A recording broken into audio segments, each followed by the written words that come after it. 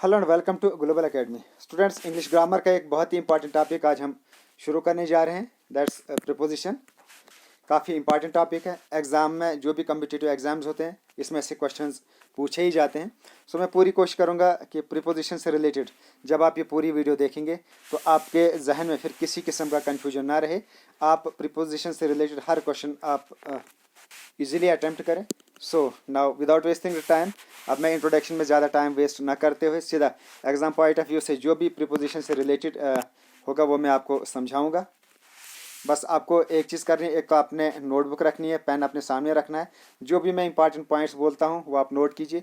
और अगर आपको एक बार ये वीडियो देखने से समझ ना आए, कहीं कोई कन्फ्यूजन रहे, तो आप दोबारा इस वीडियो को देख लीजिए। तो मैं पूरा प्रॉमिस करता हूँ कि आपको एक या दो बार वीडियो देखने के बाद प्रीपोजिशन से रिलेटेड कम से कम कोई भी कन्फ्यूजन नहीं रहने वाला है।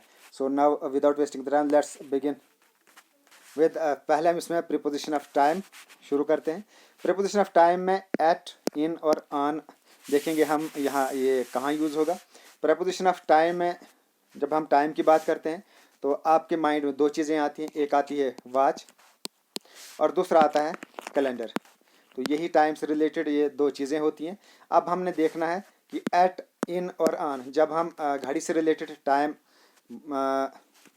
की बात करते हैं तो उसमें से कौन सा प्रीपोजिशन यूज़ होगा। जब कैलेंडर से रिलेटेड टाइम की बात करें तो उनमें से कौन सा प्रीपोजिशन यूज़ होता है। सो मैं पूरा बहुत ही आसान तरीके से आपको इसमें समझाऊंगा। बस थोड़ा सा आपने माइंड अपना थोड़ा सा एक्टिव रखना है। ये देख लीजिए, मैंने यहाँ इसकी फ़ोटो भी रखी है आपके सामने। ये है वॉच और ये है कैलेंडर। सो वॉच में आप क्या क्या कौन कौन सा टाइम यूज़ करते हैं। एक होते हैं hours, then minutes and seconds. ये थ्री टाइप्स के जो टाइमिंग होती है ये आप वॉच पे देखते हैं।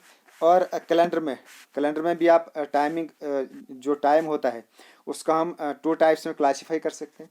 एक तो हो गया डेट, जिसमें 1 2 3 4 5 6 ये हो गई डेट। दूसरा आता है इसमें डेज यानी Sunday, Monday, Tuesday, Wednesday, Thursday.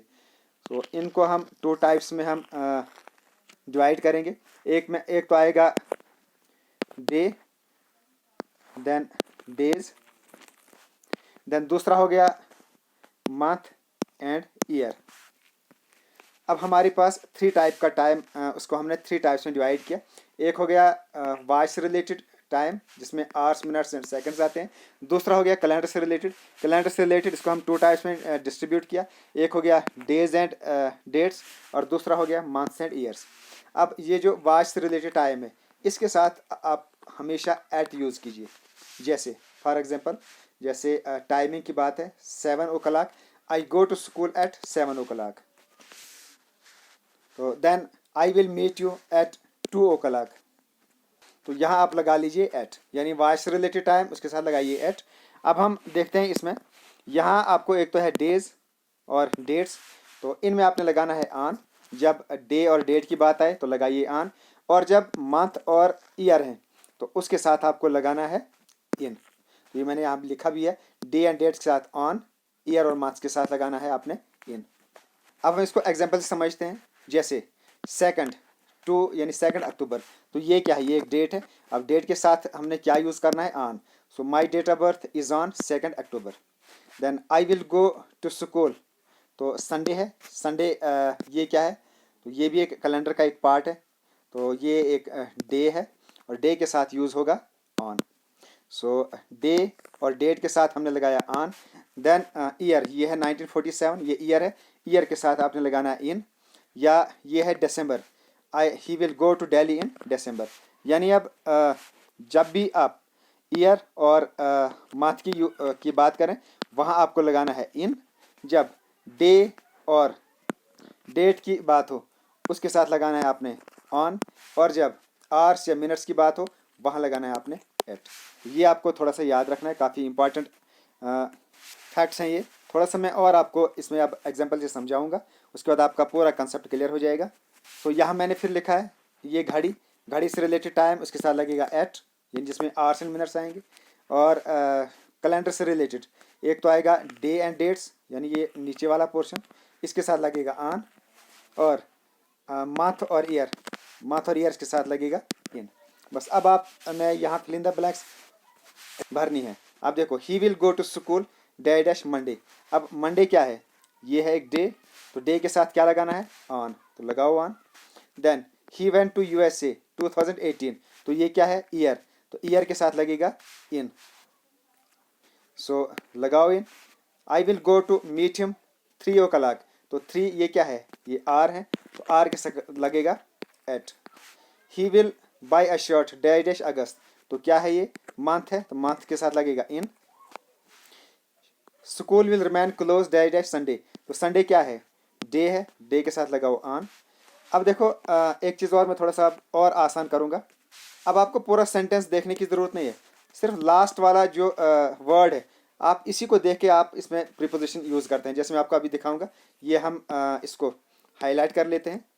इसको देखे बगैर ही आप अब आसानी से इसमें आप प्रीपोजिशन भर सकते हैं। अब जैसे यहाँ है 1924 क्या है, ईयर है, तो ईयर के साथ आपने लगाना है, लगाओ इन। ये 2 PM है, आर है, लगाओ एट। 2000 ईयर है, तो लगाओ इन। 15 जुलाई डेट है, तो डेट के साथ क्या लगाना है आपने, ऑन। 2018 ईयर है, तो लगाओ इन। सो देखा आपने स्टूडेंट्स, बगैर पूरे सेंटेंस को देखे ही आपने इजीली इसमें प्रीपोजिशन भर दिए। तो बहुत ही आसान है, बस आपको थोड़ा सा इतना ये याद रखना है कि आर और मिनट्स के साथ लगाना है एट, डेट और डेज के साथ लगाना है ऑन, और ईयर और मंथ्स के साथ लगाना है इन। तो आप ये नोट कर लीजिए। सो अगर आपको फिर भी कन्फ्यूजन रहता है, एक बार फिर से वीडियो आप देख सकते हैं। तो काफ़ी इजी वे से मैंने आपको ये समझा लिया। आई होप आपको ये पूरा कंसेप्ट क्लियर हो गया होगा। अब हम चलते हैं और आगे थोड़ा। अब हम आते हैं प्रीपोजिशन ऑफ प्लेस, यानी जब कोई प्लेस की बात आए तो वहाँ यही जो प्रीपोजिशंस हैं इन, एट और ऑन, अब हम इनको यहाँ कैसे यूज़ करें। टाइम में तो हमने इन, एट और ऑन को यूज़ कर लिया, बट ये जो प्रीपोजिशन है ये प्लेस के साथ भी यूज़ होते हैं। अब यहाँ कैसे यूज़ कर रहे हैं वो हम थोड़ा सा देख लेते हैं। सबसे पहले देखते हैं इन। इन का यूज़ कहाँ होता है, पहला यूज़ है जब कोई चीज़, ये मान लो ये कोई थिंग है और इसको किसी चीज़ ने कवर कर लिया है बाहर से, तो यहाँ हम इसको लगा सकते हैं इन, यानी ये कहाँ है, इन द। जैसे ये बिल्ली मैंने यहाँ दिखाई है, ये एक घर के अंदर है, सो हम यहाँ कहेंगे कि cat is in the house, यानी जब कोई चीज़ उसको किसी ने कवर किया है तो उस के लिए हम कह सकते हैं इन। जैसे cat is in the house, तो कैट कहाँ है, अंदर है, यानी ये इस घर के अंदर है, तो यहाँ हम इन का यूज़ करेंगे। देन ये बच्चे हैं और ये कहाँ है, क्लास के अंदर है, यानी क्लास से बाहर से इनको कवर किया है, एक क्लास रूम ने कवर किया है, अंदर बच्चे हैं, तो हम कहेंगे बच्चे कहाँ हैं, क्लास के अंदर हैं। So I am in the class, तो इन का भी यहाँ भी यूज़ हो गया, यानी use two point a place that is covered by something, तो उस चीज़ की तरफ पॉइंट करना जिसको किसी ने कवर किया है, तो वहाँ भी हम लगा सकते हैं इन। जैसे मैंने आपको एग्जाम्पल में दिखाया, cat is in the house, I am in the class. अब नेक्स्ट इसका use, to show a larger area. अब उसका क्या मीनिंग है, मान लो आप दिल्ली गए हो, ये है दिल्ली इंडिया के अंदर, दिल्ली में आप कहीं पार्टिकुलर प्लेस पर बैठे हुए, ये चांदनी चौक में आप बैठे हुए, अभी मैंने आपको फ़ोन किया, आप कहाँ हो, अगर आप बोलते हो दिल्ली, मैं दिल्ली में हूँ, यानी आपने उस लार्जर एरिया का नाम लिया वहाँ, तो आप वहाँ लगाओगे इन। या आप किसी स्टेट में, मध्य प्रदेश में आप बैठे हुए हो, मध्य प्रदेश में भी कहीं पार्टिकुलर प्लेस पर आप बैठे हुए थे, बट मैंने आपको फ़ोन किया, आप कहाँ हो, आप बोलोगे मैं मध्य प्रदेश में हूँ। जब आपने लार्जर एरिया का नाम लिया तो आप यूज़ करेंगे इन। या जैसे आई एम इन मुंबई, तो जब आप बात करते वक्त लार्जर एरिया का यूज़ करते हो तो वहाँ आप लगाएंगे इन। और जब किसी पार्टिकुलर प्लेस का ही नेम आप वहाँ बोलते हो तो उसके लिए हम आगे देखेंगे, वो मैं और ये जो इन वाला कंसेप्ट ये आपका और आगे क्लियर हो जाएगा। जैसे एट, जब आप उस पार्टिकुलर वो जो लार्जर एरिया था वहाँ जब आप किसी एग्जैक्ट लोकेशन की बात करेंगे वहाँ आपको लगाना है एट। जैसे एट चांदनी चौक, अब ये पार्टिकुलर प्लेस है, तो I am at Chandni Chowk in Delhi. अब देखो देखो जो पीछे हमने पढ़ा, यानी जब लार्जर एरिया के साथ लगाया हमने इन और उस पार्टिकुलर एग्जैक्ट लोकेशन उसके साथ लगाया हमने एट। अब यहाँ दोनों कंसेप्ट आपके क्लियर हो गए, इन वाला जो हमने पीछे पढ़ा और एट भी।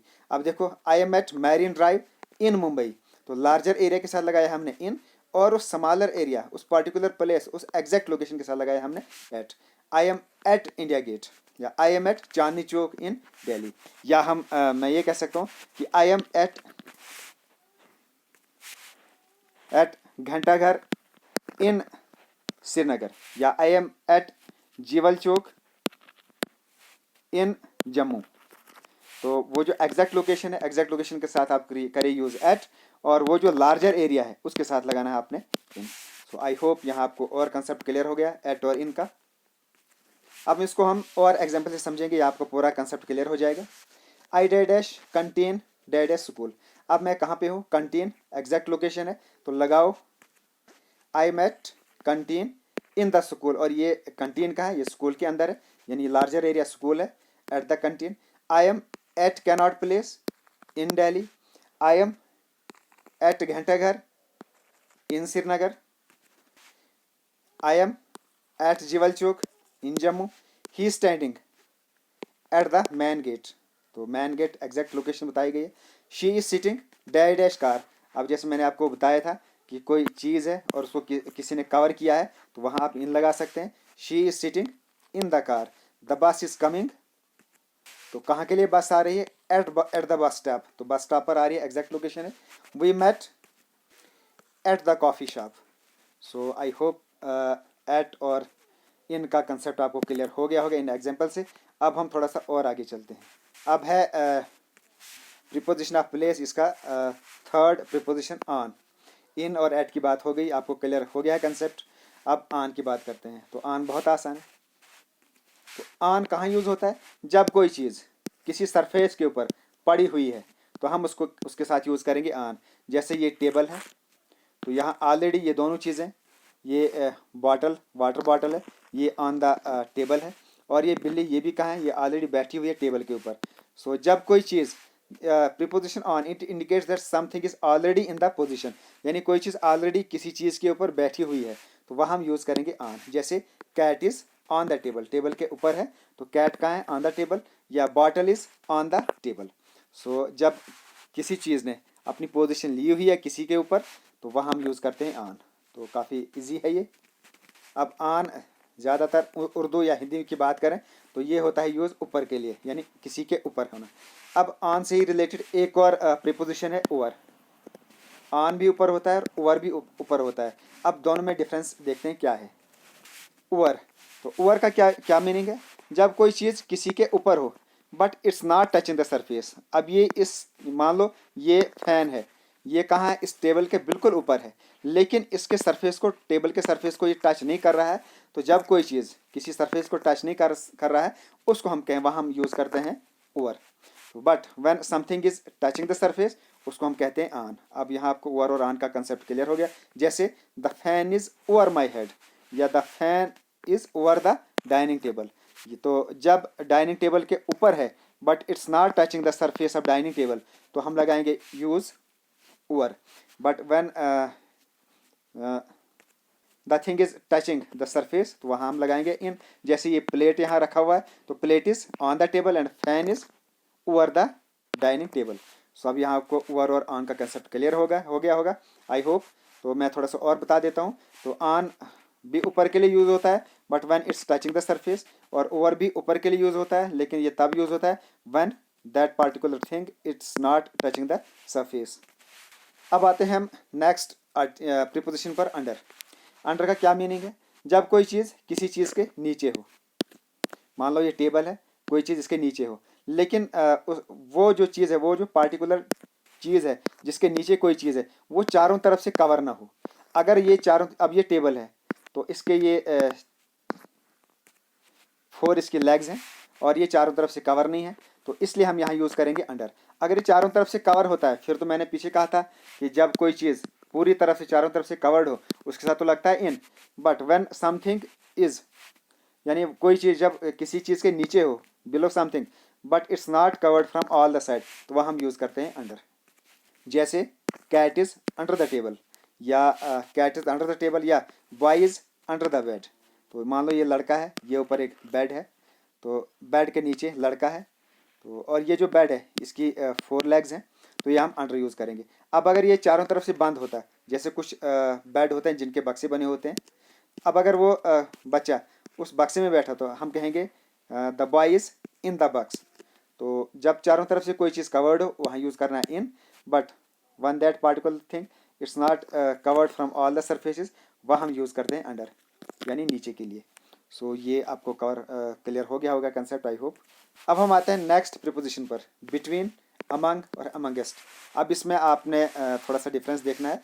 लगभग तीनों चीज़ें यूज़ होती हैं बिल्कुल सेम वे से, बट थोड़ा सा डिफरेंस है। तीनों चीज़ें यूज़ होती हैं। वर्ड जैसे बीच मैंने यहाँ लिखा है, हिंदी में भी लिखा है, उर्दू में भी लिखा है। जब भी कोई वर्ड आता है बीच, तो वहाँ बिटवीन भी यूज़ होता है, अमंग भी यूज़ होता है, अमंगस्ट भी यूज़ होता है। जैसे अब यहाँ आपको डिफरेंस मैं बताता हूँ कि बिटवीन कब यूज़ होता है, अमंग कब यूज़ होता है और अमंगस्ट कब यूज़ होता है। जब दो चीज़ें हैं, जब कोई चीज़ दो चीज़ों के बीच में हो तो वह हम यूज़ करेंगे बिटवीन। जब दो के बीच में हो उसको हम कहेंगे बिटवीन। जब दो से ज़्यादा चीज़ें हैं, मान लो यहाँ 3-4 बच्चे हैं और मान लो यहाँ 5 बच्चे हैं और 5 में से एक लड़का यहाँ बैठा हुआ है, या मान लो मैं ही यहाँ 5 बच्चे हैं और 5 में से मैं भी एक हूँ, तो 2 से ज़्यादा उसके लिए यूज़ करते हैं अमंग। लेकिन अब इसमें डिफरेंस क्या है कि ये जो बच्चे हैं इनको काउंट किया गया है, हमें पता है कि ये कितने बच्चे हैं, मोर देन वन, बट हमें टोटल का पता है।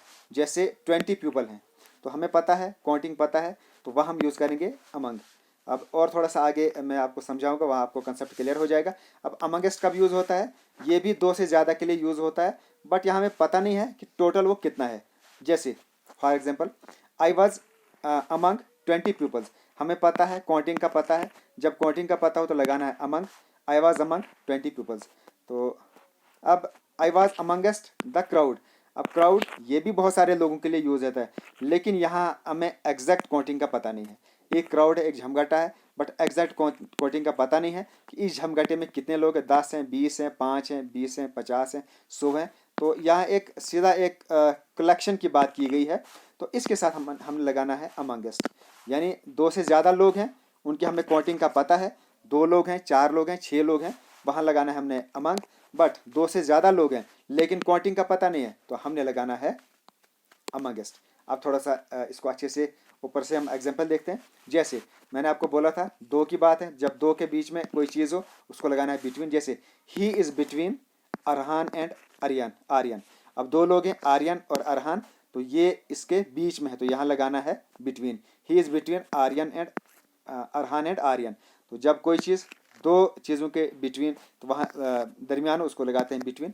Then the pen is between 2 books, तो 2 बुक्स हैं, एक ये बुक है, एक ये बुक है, और पेन इनके बीच में है, तो लगाना है बिटवीन। अब अमंग की बात देखते हैं। आई वाज अमंग, अब ये 2 से ज़्यादा लोग हैं, तो बट हमें पता है कितने लोग हैं, 20 पीपल्स हैं, तो 20 काउंटिंग का पता है कितने लोग हैं, तो 20 यहाँ हम लगाएंगे among. I was among 20 people.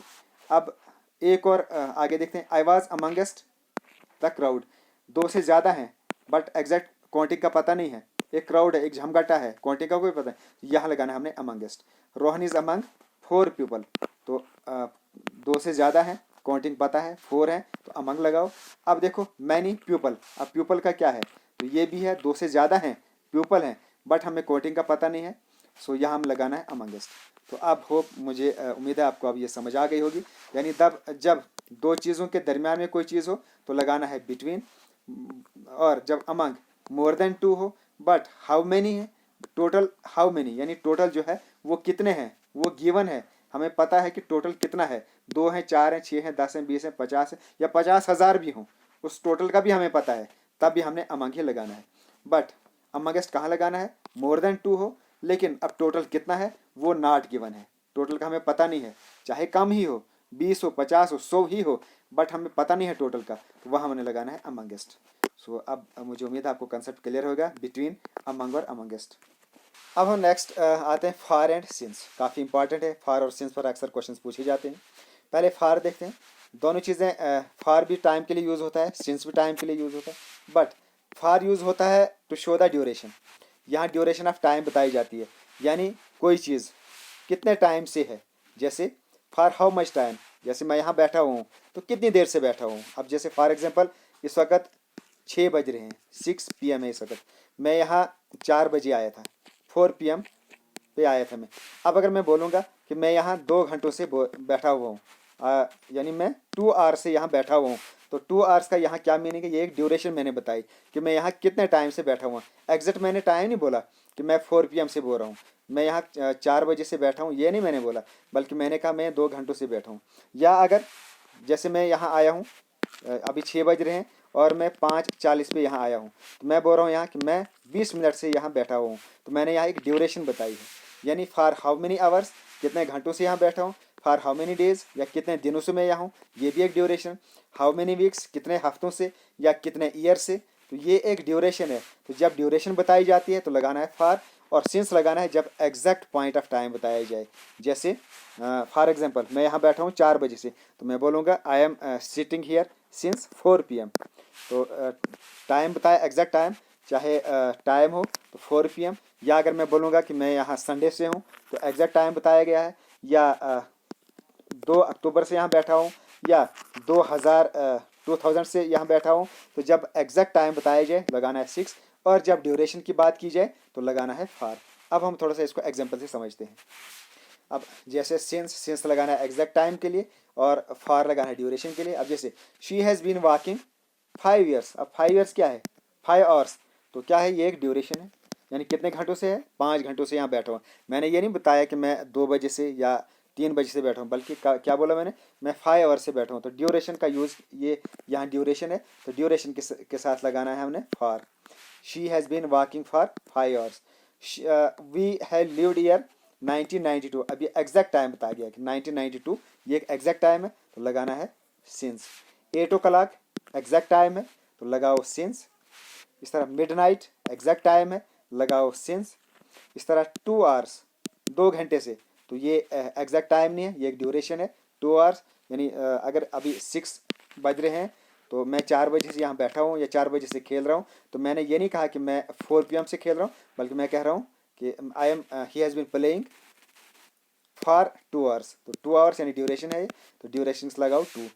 I am reading a book 4 days, 4 days से ये नहीं मैंने कहा कि डे का नाम नहीं बताया कि संडे से या मंडे से या 2nd से या 3rd से या 4th जुलाई से या 4th अगस्त से, वो नहीं बताया, बल्कि सीधा एक ड्यूरेशन बताई 4 days से, तो ड्यूरेशन के साथ लगाओ फॉर।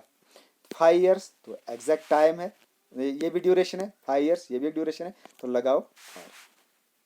तो स्टूडेंट्स है ना आसान। अब देखो फिर एक बार मैं थोड़ा सा इसको बताऊंगा। 5 hours ड्यूरेशन, तो ड्यूरेशन के साथ लगाओ फॉर 1992। अब सिर्फ अब एक वर्ड पे ही आपको बाकी सेंटेंस पढ़ने की ज़रूरत नहीं रहेगी। अब आपको बस लास्ट का वर्ड देखो कि ड्यूरेशन है या एग्जैक्ट टाइम है, लगाते जाओ। 5 hours ड्यूरेशन है, लगाओ फॉर। 1992 एग्जैक्ट टाइम है, लगाओ सिंस। 8 o'clock टाइम है, लगाओ सिंस। मिडनाइट है, लगाओ सिंस। 2 hours है, ये एक ड्यूरेशन है, लगाओ for. 4 days duration for. 5 years ये एक ड्यूरेशन है, लगाओ फॉर। तो स्टूडेंट्स है ना आसान। अब देखो सिर्फ मैंने लास्ट का वर्ड देख के ही मैंने पूरे इसमें ये प्रीपोजिशंस भर दिए सिंस और फॉर के, तो काफ़ी आसान है। अब हम नेक्स्ट आते हैं टू और टुवर्ड्स प्रीपोजिशन। टू का यूज़ कहाँ होता है, जब डायरेक्शन की बात बताई जाए।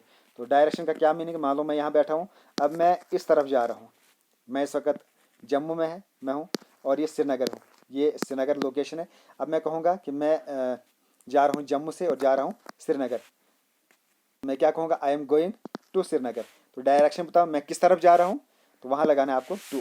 जैसे I am going to Delhi, या he is coming to school, तो ये भी एक डायरेक्शन बताया किस तरफ आ रहा है, स्कूल की तरफ आ रहा है, तो लगाओ टू। जब भी डायरेक्शन की बात की जाए तो लगाना है आपने टू। तो ये जो डायरेक्शन, ये सिर्फ किसी पर्सन की बात इसमें नहीं है, बल्कि कोई थिंग, उसकी भी अगर कहीं किसी और डायरेक्शन बन रही है तो वहाँ भी हम टू लगा सकते हैं। जैसे मनी की बात है, I am giving a money to him, अब मनी कहाँ जा रहा है, हिम की तरफ मनी जा रहा है, तो I am giving money to him. तो जब भी डायरेक्शन की बात की जाए तो वहाँ पर लगाना है टू। अब दूसरा है he is going to London, तो कहाँ जा रहा है, वो लंदन की ओर जा रहा है। अब एक और है यहाँ टुवर्ड्स और टू में थोड़ा सा डिफरेंस मैं आपको बताऊंगा। अब मान लो टू और टुवर्ड्स में क्या डिफरेंस है। अब ये यहाँ मैं बैठा हूँ, मैं जैसे मैंने आपको बोला आई एम इन जम्मू, ये है श्रीनगर। अब अगर मैं कहूँगा I am going to Srinagar, तो इसका मतलब इसकी एग्जैक्ट लोकेशन में बता रहा हूँ कि मैं श्रीनगर ही जा रहा हूँ। बट जब मैं टुवर्ड्स कहूँगा जम्मू, आई am going from Jammu towards Srinagar, तो जब टुवर्ड्स यूज़ होता है तो इसका मतलब ये आगे जाकर मैं, ये ज़रूरी नहीं है कि मैं श्रीनगर ही जाऊँ, मैं श्रीनगर के आसपास कहीं और भी जा सकता हूँ। यानी मैं एक डायरेक्शन बता रहा हूँ कि मैं जम्मू से श्रीनगर की तरफ जा रहा हूँ, तो ये ज़रूरी नहीं कि मैं आगे श्रीनगर में ही जाऊँ।